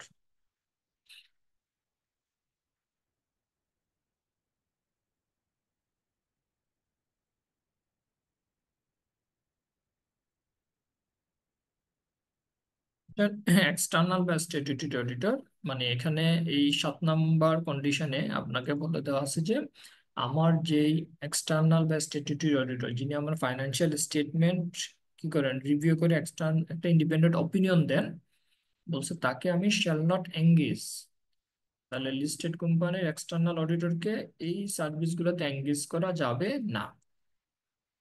দেখা গেল প্রথম বলছে অ্যাপ্রাইজাল অফ ভ্যালুয়েশন সার্ভিস, তো আপনার যদি দেখা গেল কোনো একটা অ্যাসেটের ভ্যালুয়েশন করতে চাচ্ছেন বা আদার কোন এক্সপার্ট ওপিনিয়ন লাগবে, সেক্ষেত্রে বলছে আপনি কি করতে পারবেন, আপনি আপনার এক্সটার্নাল অডিটর থেকে এই ওপিনিয়নটা বা এই ভ্যালুয়েশন সার্ভিসটা নিতে পারবেন না। তারপর আপনার যদি ফাইন্যান্সিয়াল ইনফরমেশন সিস্টেম ডিজাইন করা লাগে, অ্যাকাউন্টিং সার্ভিস দেওয়া লাগে, তারপর দেখা গেল আপনার কোনো রিস্ক, মানে ফাইন্যান্সিয়াল ইম্প্যাক্ট কতটুকু হলো, অ্যাকচুয়াল সার্ভিস আপনি কতটুকু, আমি ফাইন্যান্সিয়ালি আমার এটার ইম্প্যাক্ট আসলো।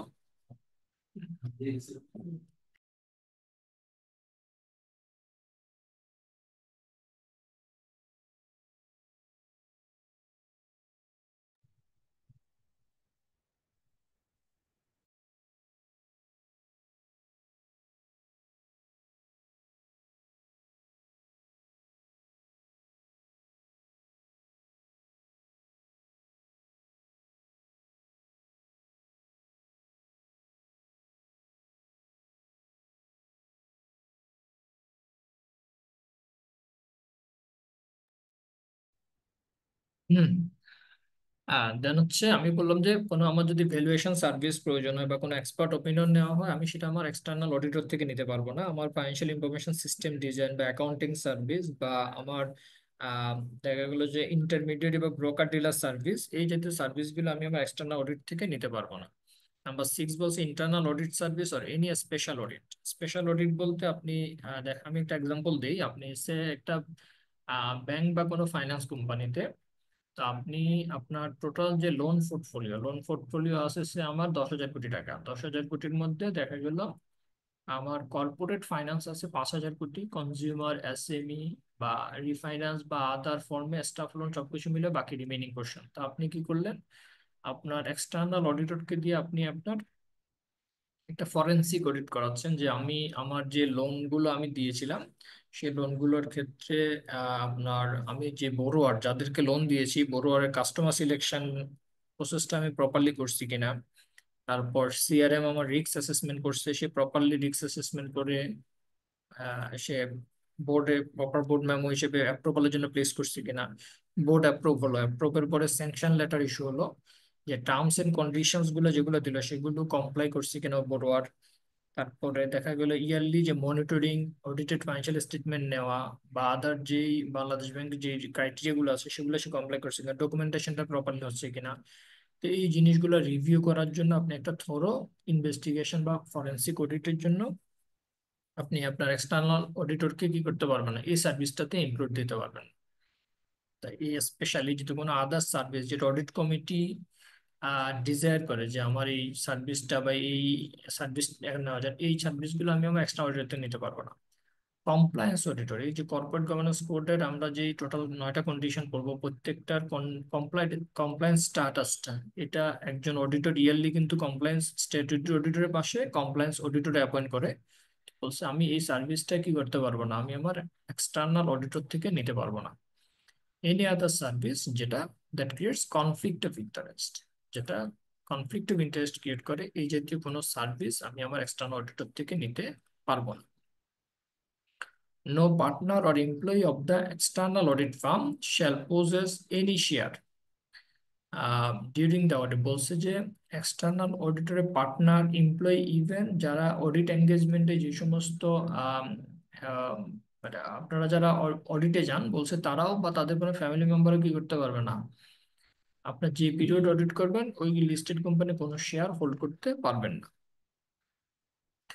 Representative of external statutory auditor, আমরা দেখি যে অনেক সময় লিস্টেড কোম্পানিগুলো কি করে, অডিটরের পার্টনার বা এঙ্গেজমেন্ট ডিরেক্টর বা ম্যানেজার বা ইভেন টিম লিডারকে কি করে, তারা এজিএম এ ইনভাইট করে। Maintaining and website of the regulation 8, regulation 8 বলছে যে লিস্টেড কোম্পানিকে অবশ্যই একটা ফাংশনাল ওয়েবসাইট তাকে মেইনটেইন করতে হবে, যেখানে অ্যাটলিস্ট 6টা কোয়ার্টারলি ফাইন্যান্সিয়াল স্টেটমেন্ট এবং 5 বছরের audited financial statement, latest directors report, এই বিষয়গুলো কিন্তু ওয়েবসাইটে থাকতে হবে, যেটা কিন্তু আমরা লিস্টিং রেগুলেশনে পড়ছিলাম। তারপর আসেন রেগুলেশন নাম্বার 9 হচ্ছে reporting and compliance of corporate governance, যেটা আমরা পড়ছি এই দেখেছিলাম যে লিস্ট, এখানে আপনাকে কি করতে হয়েছিল,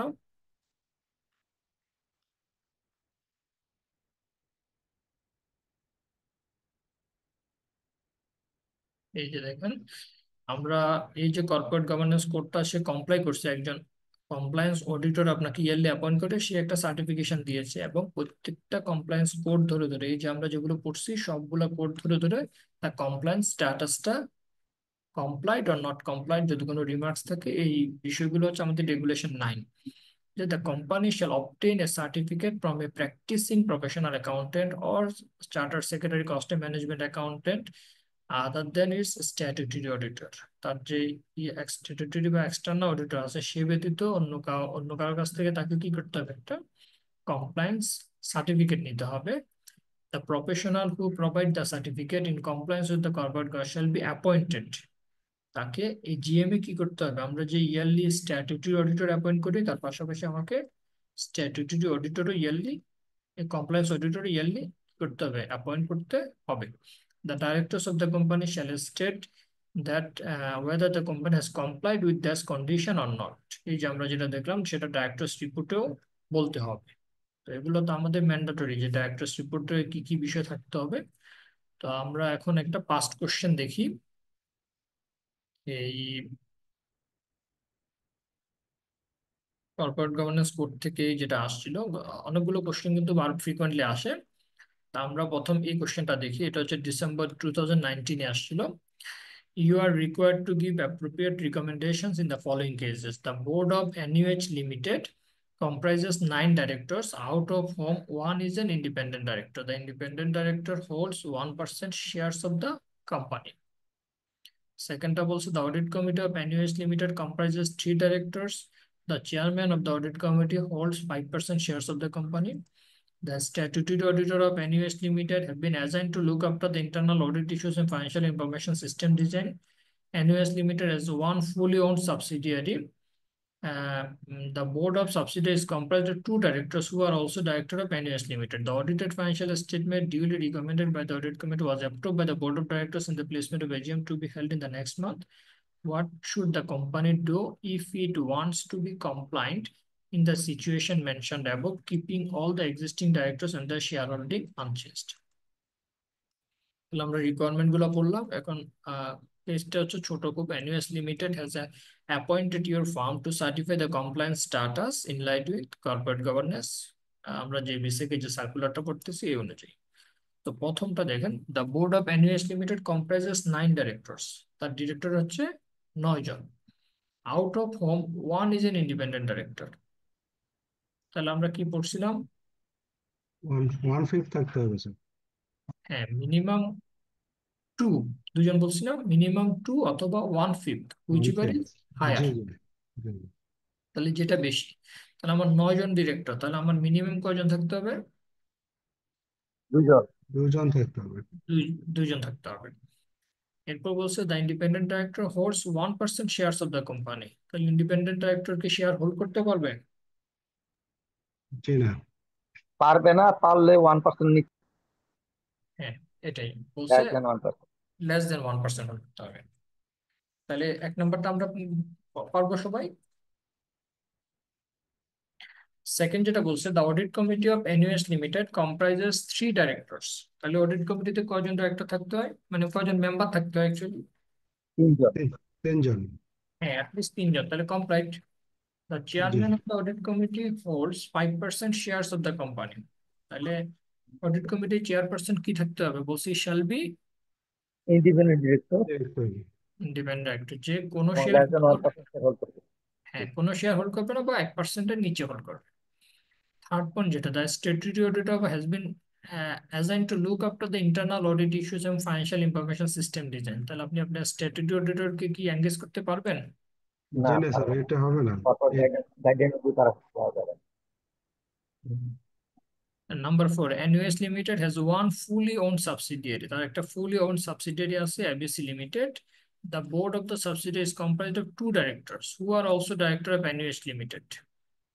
না, একজন হইতে পারবে। একজন হইতে পারে। একজন। না, না একজন না, তো আমরা করছি কি একজন ইন্ডিপেন্ডেন্ট ডাইরেক্টর অবশ্যই থাকতে হবে। সাবসিডিয়ারি একজন কোম্পানি এটা ইন্ডিপেন্ডেন্ট বলছে। ডিরেক্টর, ইয়েস, একজন প্যারেন্ট ইন্ডিপেন্ডেন্ট কোম্পানি থাকতে থেকে হবে। তো একজন থাকতে হবে সাবসিডিয়ারি আর কোম্পানিতে। একজন হলো পেড ডিরেক্টর থাকতে হবে। এই যে দেখেন, at least one independent director on the board of the holding company shall be a director on the board of the subsidiary company. ঠিক আছে? তাহলে আমরা এখানে যেটা বললাম যে, এখানে বলছে কি তার এবিসি যে সাবসিডিয়ারি কোম্পানি আছে, মানে 2 জন ডাইরেক্টর আছে, আবার এই 2 জনই NUH এর জন্য। তাহলে তো এটা হলো না। তাহলে আমাদেরকে বলতে হবে যে মানে আমার প্যারেন্টের জন্য যে প্রভিশন গুলো অ্যাপ্লিকেবল সেটা সাবসিডিয়ারির জন্য অ্যাপ্লিকেবল না, সেম না? সেম। ঠিক আছে, তাহলে আমার পাবলিক লিমিটেড হিসেবে আমাকে যে মিনিমাম যে ডিরেক্টর সেটা আমাকে রাখতে হবে, এবং প্যারেন্ট কোম্পানি যে কোনো একজন ইন্ডিপেন্ডেন্ট একটা সাবসিডিয়ারি বোর্ডে থাকতে হবে। আপনার আনসারটা দিতে হবে এভাবে। দেন আসেন the audited financial statement of the company which was duly recommended by the audit committee. তাইলে এখানে যে অডিট কমিটি রিকমেন্ড করছে, তো অডিট কমিটির যেহেতু ফরমেশনটাই ঠিক নাই, যে আমার ইন্ডিপেন্ডেন্ট ডাইরেক্ট চেয়ারম্যান হচ্ছে ইন্ডিপেন্ডেন্ট ডাইরেক্টর না, 5%-এর উপর হোল্ড করতেছে, তাহলে তার রিকমেন্ডেশন যে অডিট কমিটি ফরমেশন ঠিক মানে সে প্রপারলি করে নেয়, সো তার রিকমেন্ডেশনটা কি জাস্টিফাইবল না। তো এখানে আমাকে কি করতে হবে, আগে অডিট কমিটি ফরমেশন ঠিক করতে হবে, করে তারা নতুন করে একটা বোর্ড মিটিং এর ডেট দিবে, অডিট কমিটি মিটিং এর ডেট দিবে, দেওয়ার পরে কি করবে তারা বোর্ডকে মানে এই ফাইন্যান্সিয়াল স্টেটমেন্টটা রিকমেন্ড করবে এবং নতুন বোর্ড মিটিং এ গিয়ে ফাইন্যান্সিয়াল স্টেটমেন্টটা অ্যাপ্রুভ হবে, তারা নতুন করে এজিএম এর ডেট দিতে হবে, রেকর্ড ডেট দিতে হবে, ডিভিডেন্ড যেটা ডিভিডেন্ডের ডিক্লারেশন সবকিছুই কি থাকবে নতুন ভাবে করতে হবে, যেহেতু আমার অডিট কমিটি ফরমেশনসটা অ্যাজ পার ল হয়নি। ঠিক আছে, অডিট কমিটি এখানে আমরা পড়ছি না যে চেয়ারপারসন 5% ভোট করে। তো অডিট কমিটির চেয়ারপারসন যদি ইন্ডিপেন্ডেন্ট ডাইরেক্টর না হয় তাহলে মিটিংটাকে ভ্যালিড হবে। কি না? Number 6, what should the company do if it wants to be compliant in the situation mentioned above, keeping all the existing directors and the shareholding unchanged? তাহলে number ওয়ানে যেটা বলছে যে এখন কোম্পানি কি করবে, সে কি করতে পারবে না, এক্সিস্টিং ডাইরেক্টর কাউকে বাদ দেওয়ার জন্য আপনি রিকমেন্ড করতে পারবেন না, বাট কারো শেয়ার হোল্ডিং চেঞ্জ করার রিকমেন্ডেশন আপনি দিতে পারবেন না। সবকিছুকে কনস্ট্যান্ট রেখেই এখন সে কমপ্লায়েন্ট হতে গেলে কি করবে, তাহলে তার আছে ডিরেক্টর 9 জন, তার মধ্যে একজন আছে ইন্ডিপেন্ডেন্ট ডাইরেক্টর, একজন যে আছে সে আবার 1% শেয়ার হোল্ড করতেছে। আলটিমেটলি এই কোম্পানিতে কোনো ইন্ডিপেন্ডেন্ট ডাইরেক্টর কি আছে? নাই। তাই তাহলে আমার এখন টোটাল ডিরেক্টর হলো 9 জন। তা আমি প্রথম ধরেই আমার ফার্স্ট হচ্ছে আমার ডিরেক্টর রিকোয়ারমেন্ট, ডিরেক্টর রিকোয়ারমেন্ট হচ্ছে আমার লিস্টেড কোম্পানির জন্য 5 থেকে 20-এর মধ্যে, তাহলে আমি 9 জন কমপ্লাইন্ট। এরপরে আসেন ইন্ডিপেন্ডেন্ট ডাইরেক্টর, ইন্ডিপেন্ডেন্ট ডাইরেক্টর হতে হবে 1/5, তাহলে 9 জন হলে 2 জন লাগে, মিনিমাম 2 জন হলে আমার ইন্ডিপেন্ডেন্ট ডাইরেক্টর হয়ে যায়। তাহলে আমি 9 + 2 দুজন নতুন 2 জন ইন্ডিপেন্ডেন্ট ডাইরেক্টর নিলাম, তাহলে টোটাল বোর্ডের ডাইরেক্টর হচ্ছে 11 জন। ঠিক আছে, নতুন 2 জন ইন্ডিপেন্ডেন্ট ডাইরেক্টর নিলাম যে কোনো শেয়ার হোল্ড করবে না বা 1% কম হোল্ড করতেছে। তাহলে 11 হলে আবার ফ্র্যাকশন চলে যাচ্ছে না 1/5 ধরলে, জি। তাহলে 11 হবে না, কারণ এখানে তো বলছে 9 জন including individual director. Individual director তো সে কোয়ালিফাই করে না, যেহেতু 1% সে সোল করে। তাহলে থাকে 8 জন, আর 2 জন নিলে হবে 10 জন। না 8 জন না, তো আপনি এখানে টোটাল ডাইরেক্টর কয়জন, 9 জন। Out of whom 1 is an independent director, 9 জনের মধ্যে একজন ইন্ডিপেন্ডেন্ট ডাইরেক্টর আছে যে আবার 1% শেয়ার হোল্ড, তাহলে সেটাই সে বলেছে, আসলে সেটা ইন্ডিপেন্ডেন্ট ডাইরেক্টর না, ইন্ডিভিজুয়াল সে ডিরেক্টর, শেয়ার হোল্ডিং। বাকি 8 জন। হুম, না 8 জন হচ্ছে না, তো আমার তো 9 জনই ডিরেক্টর টোটাল এখন। টোটাল 9 জন, আর একজন হলো ইন্ডিপেন্ডেন্ট ডিরেক্টর, বাট এটা লেস দেন 1% না থাকার কারণে এটা আমার আচ্ছা, তাহলে আমার সাজেশন হবে যদি আমার 9 জন থাকে, নতুন নতুন করে 2 জন নিলে আমার 11 হয়ে যাচ্ছে। তো 11 হলে আমাকে আবার যদি ফ্র্যাকশনে আমি কনসিডার করি, নতুন করে আরো 3 জন কি করতে হবে, ইন্ডিপেন্ডেন্ট ডাইরেক্টর অ্যাপয়েন্ট করতে হবে। ঠিক আছে, কারো দ্বিমত আছে এখানে? আর এটা আবার একটু বললে বুঝে নেই স্যার এটা। আচ্ছা, বলছে what should the company do if it wants to be compliant in the situation mention above. আপনি এখানে যারা ওয়ানের যেগুলো পড়ছি সবকিছু সেম থাকবে। আপনি ইন্ডিপেন্ডেন্ট ডাইরেক্টর, ওনাকে ইন্ডিপেন্ডেন্ট ডাইরেক্টর কি হ্যাঁ না কিছুই বলবেন না, সবকিছু সেম। বা তার 1% আছে, তাকে আমি সাজেশন দিব না যে আপনি 1%-এর নিচে আসলে আপনি ইন্ডিপেন্ডেন্ট ডাইরেক্টর হয়ে যাচ্ছে, এই সাজেশনও দিব না। সবকিছু same, share holding position number same থাকবে। তাহলে এখন আমার টোটাল বোর্ডে ডাইরেক্টর আছে 9 জন, 9 জনের মধ্যে কোনো ইন্ডিপেন্ডেন্ট ডাইরেক্টর নাই। তাহলে আমার 9 জন হলে আমাকে ইন্ডিপেন্ডেন্ট ডাইরেক্টর 1/5-এর যে ক্রাইটেরিয়া সে অনুযায়ী আমাকে নিতে হচ্ছে 2 জন। তাহলে then total number of directors is 11। 11, জি স্যার। তো নাও 11 হলে আমার ইন্ডিপেন্ডেন্ট ডাইরেক্টর 2 জন, তাহলে কি আমি কমপ্লাইট থাকতেছি? জি। কেন 1/5 হলে কিভাবে আসতেছে? 1/5, স্যার ওই 9 জনের যে 2 জন নিচ্ছি। 8 থেকে 20 জন বোথ সাইড হবে, কিন্তু এখানে 9 জন আছে, 11 জন হবে। তাহলে ঠিক আছে। আর 2 জন যেহেতু 1/5, তাহলে 2 জন হবে, ঠিক আছে। আচ্ছা, আমার যদি ডাইরেক্টর 8 জন থাকতো, আমি 2 জন নিলে আমি কিন্তু কমপ্লাইট। 8 জন প্লাস 2 জন আমার টোটাল 10 জন, 10 জনের 1/5 মিনিমাম 2, আমার 2 জন হচ্ছে, সো আমি কমপ্লাইট। না, এখন হচ্ছে আরেকজন 9 বাড়াইতে হবে, এখানে যাচ্ছে না। 11 হয়ে গেলে আমার কিন্তু ফ্র্যাকশন চলে আসতেছে। তো ফ্র্যাকশনের ক্ষেত্রে আমরা কি পড়ছিলাম, নেক্সট তিন কে যাচ্ছে।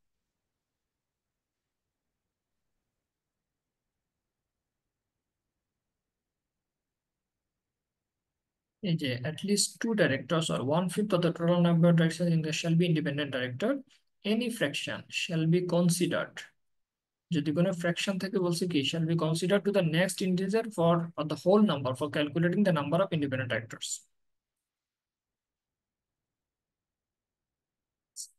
এনি ফ্র্যাকশন থাকলে আমাকে কি করতে হবে এখন, যেহেতু 11 জন হলে আমার ডিরেক্টর হয়ে যাচ্ছে ইন্ডিপেন্ডেন্ট 3 জন। ঠিক আছে, তাহলে টোটাল নাম্বার অফ ডাইরেক্টর হচ্ছে আমার 12 জন।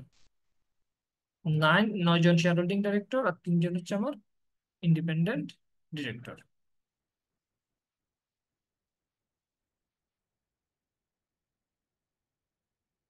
আচ্ছা, এটা আসছিল ডিসেম্বর 20-এ যে you are the company secretary of a public limited company and brief বোর্ডকে জানাতে হবে হোয়াই এনআরসি ইজ রিকোয়ার্ড।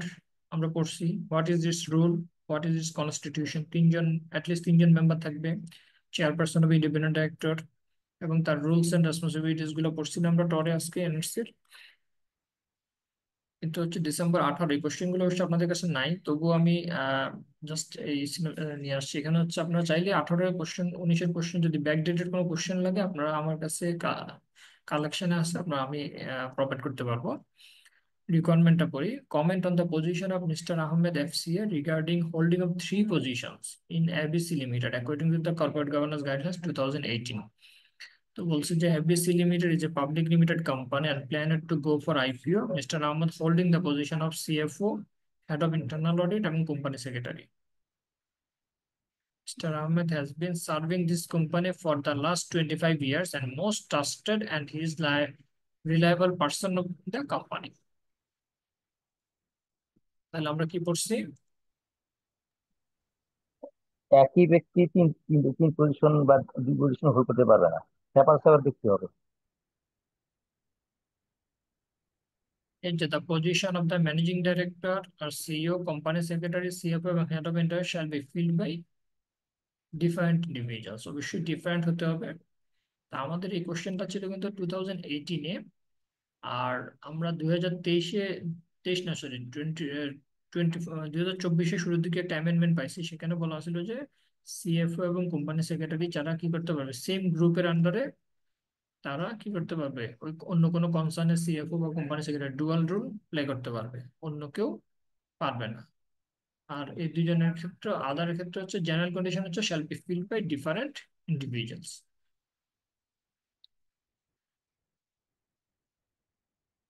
আচ্ছা, এখানে আসেন ডিসেম্বর 2023-তে যে কোশ্চেনটা ছিল, as an audit senior, advise the managing director regarding appointments of different high officials for a publicly traded company following the Corporate Governance Code 2018 and the position of Mr. X. তাহলে as an audit senior আপনাকে বলছে managing ডিরেক্টরকে advice করতে and different high officials of a publicly traded company এবং position of mister x. তাহলে একজন ব্যক্তি mister x, তার পজিশনসটা valid কিনা in line with corporate governance code. The PQR PLC has recently been listed with the Dhaka and Chittagong Stock Exchange. The chairman and MD PQR LC Mr. P chairman এবং Mr. Q হচ্ছে managing director, wherein Mr. X is the CFO and company secretary. তাই mister x আছে ওই কোম্পানিতে CFO এবং company secretary হিসেবে, এবং also CFO and company secretary of another private company SRT Limited which is under common directorship of PQR PLC. তাহলে আমরা কিন্তু এই যে মানে বললাম, পরে যে অ্যামেন্ডমেন্টটা বললাম, অ্যামেন্ডমেন্টের সাথে পুরোটাই পাচ্ছি যে কমন ডাইরেক্টরশিপ মানে তাদের গ্রুপের আন্ডারে, তারপর হচ্ছে সিএফ এবং কোম্পানি সেক্রেটারি, শুধুমাত্র সিএফ এবং কোম্পানি সেক্রেটারির কথা বলা আছে, অন্য কোনো কোম্পানিতে পারবে। Virtually managing director Mr. Q is the most powerful man and hiring and firing of manpower and any decision directly comes from Mr. Q only. Following the listing of PQR LLC with the DSC and CSC, the provisions of the Corporate Governance Code have become applicable.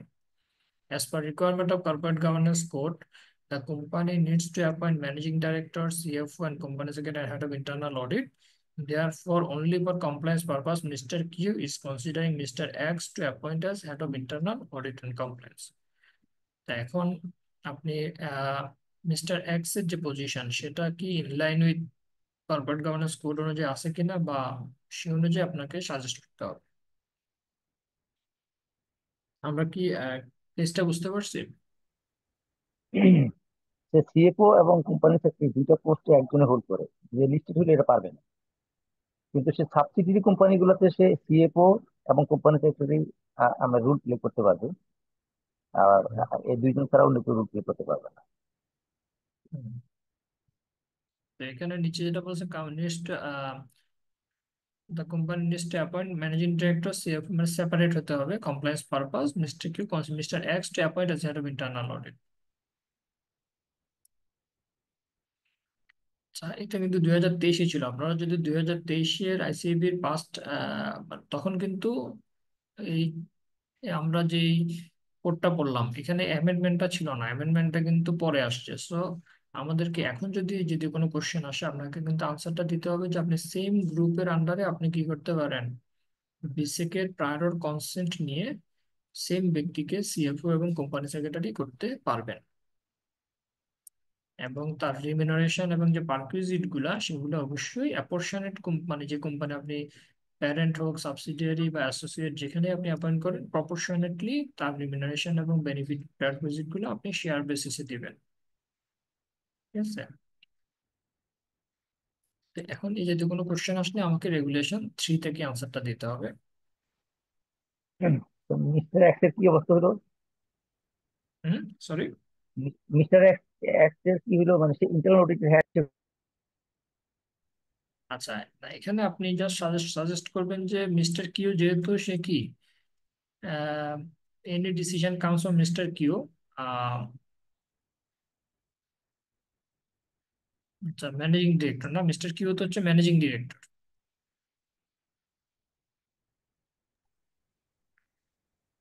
আচ্ছা, তাই বলছে only for compliance purpose, সে mister X কে শুধু head of internal audit and compliance হিসেবে দেখাচ্ছে, মানে CFO এবং কোম্পানি সেক্রেটারি হিসেবে ওই কোম্পানিতে দেখাচ্ছে না। তো এখানে আপনাকে আনসার দিতে হবে যে মিস্টার এক্স সে কি করতে পারবে, সিএফও এবং কোম্পানি সেক্রেটারি হিসেবে থাকতে পারবে as per corporate governance code amended in 2024 থাকতে পারবে। বাট তাকে অবশ্যই কি করতে হবে, অ্যাপয়েন্টমেন্টের আগে বিসেক থেকে প্রায়র কনসেন্ট নিতে হবে। ওকে, তারপর হচ্ছে আমরা যেগুলো পড়ছি যে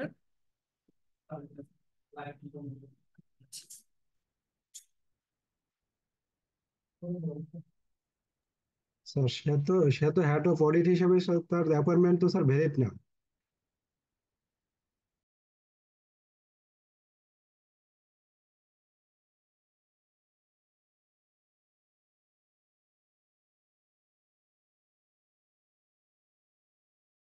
সরি, আবার বলবেন?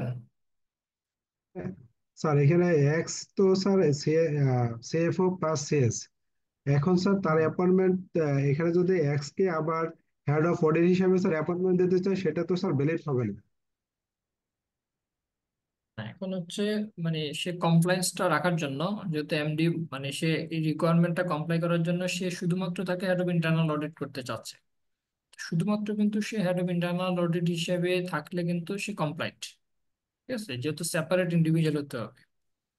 জি তা জি জি। আপনি যদি দেখা গেল যে সাবসিডিয়ারি প্যারেন্টের আপনি কোম্পানির সিএফ এবং কোম্পানি সেক্রেটারি, আবার সাবসিডিয়ারিতে আপনি head of internal audit and compliance থাকলেন, হুম। তাহলে সেক্ষেত্রে তো কমপ্লাইন্ট হলো না। তাহলে বলছে জি স্যার। এখানে আমাদের কোডে বলছে আপনি এখানে সিএফ এবং কোম্পানির ডুয়াল রোল রাখতেছেন। এট দ্য সেম পজিশন আপনি অন্য কোনো আপনার সেম গ্রুপ বা লিস্টেড হোক বা নন লিস্টেড হোক, সেখানেও আপনি কি করতে পারবেন, এই পজিশনে থাকতে পারবেন। অডিটে থাকলে আপনার তখন কনফ্লিক্ট অফ ইন্টারেস্ট চলে আসতেছে, এই কোডটা কমপ্লাই হচ্ছে না। জি স্যার। তাহলে আপনার আনসারটা হবে এই রিলিভেন্ট, যে আমি কি করব, এখানে সিএফ এবং কোম্পানি সেক্রেটারি হিসেবে আছি, আমাকে অন্য কোনো লিস্টেড বা নন লিস্টেড কোম্পানিতে আমি সেম গ্রুপের আন্ডারে থাকতে পারবো অ্যাজ এ সিএফও এবং কোম্পানি সেক্রেটারি হিসেবে। ঠিক আছে? কিন্তু কর্পোরেট গাইডেন্স গাইডলাইন অনুযায়ী তো কর্পোরেট গাইডলাইন অনুযায়ী একজন সিএফও এবং সিএস দুইটা একই ব্যক্তি হতে পারবে না।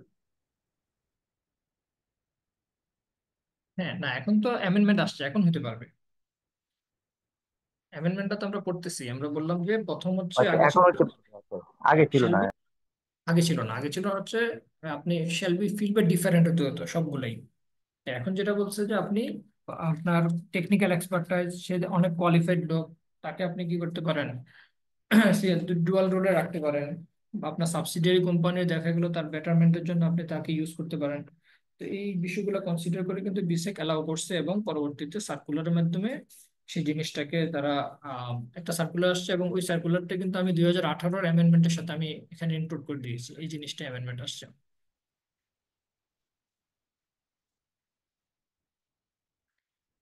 আচ্ছা, ঠিক আছে। আর এমনি সিকিউরিটিজ লয়ের আন্ডারে আর কিছু ডিরেক্টিভ আছে, আমরা ওই নেক্সট ক্লাসে অ্যাকচুয়ালি পড়বো এগুলো। আর কিছু পাস্ট কোশ্চেন তো দেখলামই। এরপর আমরা নেক্সট ক্লাসে আমাদের এই আরেকটা যে অ্যাক্ট, লেবার ল না এফআর, এটা কোনটা করবেন আপনারা? লেবার লটা দুইটাই, দুইটারও দরকার। আচ্ছা, আমাদের 27 নেক্সট উইকে যদি হয়, নেক্সট উইকে মেবি বন্ধ থাকতে পারে, হয়তো ঈদের পরে। আর আমার সাথে যতটুকু কথা হয়েছে, আমার মেবি আরেকটা ক্লাস থাকতে পারে, তো একটা ক্লাসে আমি লেবার লটাই তাহলে আপনাদের সাথে আমি লেবার লটাই পড়বো। আর এখানে রিলিভেন্ট কিছু বিসেকের সার্কুলার আছে ওই সিএমএসএফ পলিসি নিয়ে, তো এগুলো আমরা নেক্সট ক্লাসে ইনশাল্লাহ আলোচনা করবো। আর এই সিনপসিস গুলা ওভারঅল সিকিউরিটিজ ল এর যতগুলো ক্লাস আমি যতগুলো পড়িয়েছি, আমি আগামীকাল ইনশাল্লাহ আপনাদেরকে ইমেল করে দেবো। স্যার আর পাস্ট পাস্ট কোশ্চেন গুলো স্যার একটু, ফার্স্ট কোশ্চেন গুলা, হ্যাঁ স্যার একটু কাইন্ডলি যদি দিয়ে দিতেন। হ্যাঁ অবশ্যই আমি ফার্স্ট কোশ্চেন অ্যানালাইসিস গুলো। আর আপনাদের কোন কোন সেশনে যদি 17-18 কোনো সেশনে কোশ্চেন লাগে, আমি কোশ্চেন গুলো আপনাদেরকে ওগুলো কি আপনাদেরকে ইমেল করবো না এখানে স্যার যেগুলো মেইলে পড়িয়েছি? দিলে বেটার হয় স্যার। আচ্ছা, ঠিক আছে, আমি তাহলে ইমেল করে দেবো আপনাদেরকে। Thank you sir. আচ্ছা, আর কারো কোনো কোশ্চেন আছে? না স্যার। ঠিক আছে, ভালো থাকবেন সবাই, আল্লাহ হাফিজ। আল্লাহ হাফেজ।